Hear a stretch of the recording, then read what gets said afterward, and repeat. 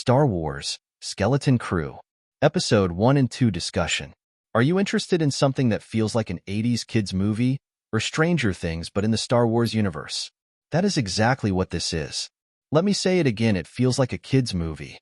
So if you go in expecting this to be super serious, you will be completely disappointed. The main characters are 4 children, and they act like it, especially Vim and Neil, who are the male children. It is overall pretty goofy, but in ways that I can remember doing as a kid, pretend fighting. I found it first, so it is mine. Obsessing over a fantasy, etc. We don't see a lot of Jude Law yet, but these are only the first 2 episodes, so I imagine in the next one we will really get into his story. Overall, I liked it quite a bit. I found it very funny and charming, and something that really tickled that nostalgia part of my brain, but with something new. I can say that I wasn't a big fan of the animation in the first episode. We know that Disney and Lucasfilms has access to the volume, which is great at making something fake look like part of the world.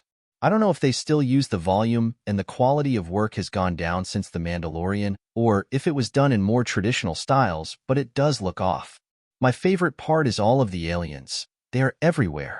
Neil is a new alien, according to the makers. While he does look like Max Rebo, he is his own thing. For those of you who don't know, I like the stories not tied to the Skywalkers and not human-centric the most. So getting a ton of aliens in the first 2 episodes made me so happy. Also, the lighthearted tone made me pretty happy as well. I am going to talk about spoilers after this, so if you haven't watched the first 2 episodes, come back after you have. I am going to test out doing weekly reviews of shows that are new, so we will see how that goes. So the first episode sets up our 4 kids: Vim, the one with his head in the clouds, obsessed with the tales of the Jedi; Neil, his best friend, who we don't get a ton about, but he seems like the caring one; KB, the smart one.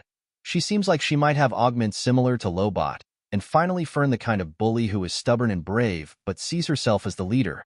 They live and go to school on this idyllic world called Etatin. They seem to be around 14 years old as Vim and Neil are taking a job aptitude test. Vim finds something buried under the ground, and he and Neil go back to try to get into it, only to find Fern and KB there because Fern had heard him talking about it to his father. Vim thinks it is a Jedi temple, while no one else seems to have an idea of what it is. As it turns out, it is a starship. Why don't they know what a starship is when they live in the Star Wars universe? In a brief line from a security droid later on, we learn that no one leaves Etatin. No one goes past the barrier.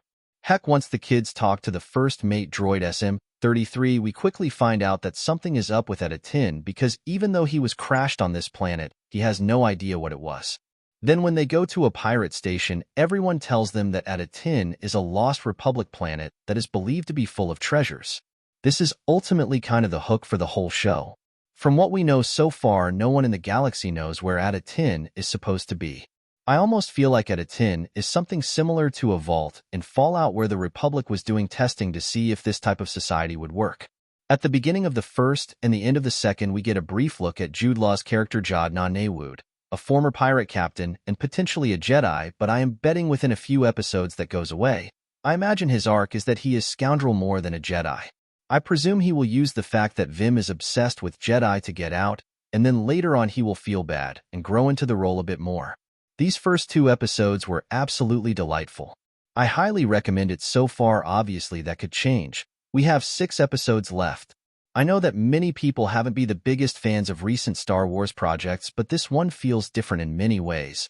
And even while I did enjoy Acolyte, this is already in a different league.